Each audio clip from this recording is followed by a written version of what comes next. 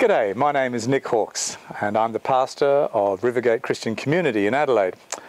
And I share that ministry with a friend of mine, Brett Williams, and also my wife, Mary. And Mary and I have been friends for 44 years. It's just amazing, isn't it? Anyway, we were going on mission together a few months ago up to central Queensland, really out the back of Beyond, where there's some fabulous friends of ours doing heroic work there with remote Aboriginal kids. And we quite enjoy going on long distance trips occasionally because we have the chance to chat, and you may do the same when you go on long trips yourself. We pulled into this tiny little place called Yunta and visited the loo there. And as I went into the toilet, I could see the walls were littered with graffiti.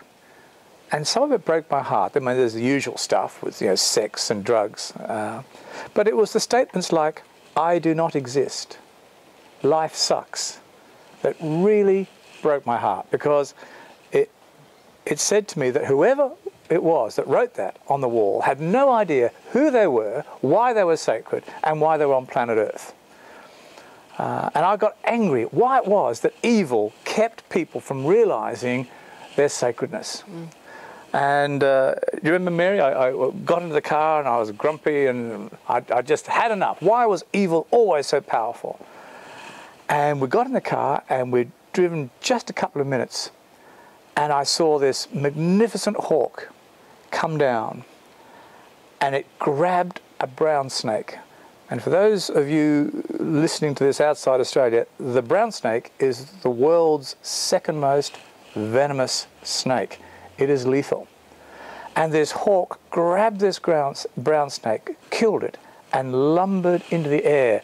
And it really had to labour because it was a big snake that this bird had killed. And then I got it. This was God saying, "Nick, I will actually have the last word. You need to look at evil at a big perspective, because I'm going to win." And just after we heard that, Mary switched on Erwin McManus was a podcast, and he's a minister, American minister, who spoke about Jesus being in the town of Caesarea Philippi. And I knew the story, because that's where Jesus asks his mates, and he says, "What's the goss? Who do people say that I am?" And Peter says, "We know who you are. You are the Christ, the Messiah, Son of the living God." And following that revelation comes the commissioning. So the revelation comes first. Do you know who Jesus Christ is? Yes. Then comes the commissioning. Right, I'm going to use you to help lead the church to plunder hell, the gates of hell, to actually plunder hell itself. And following the commissioning comes the empowerment.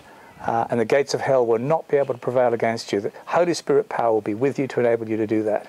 And that was just a fabulous reminder of God, who just took me in hand as a despairing pastor to actually say, "Nick, actually I have the last word, and you want to be part of my team."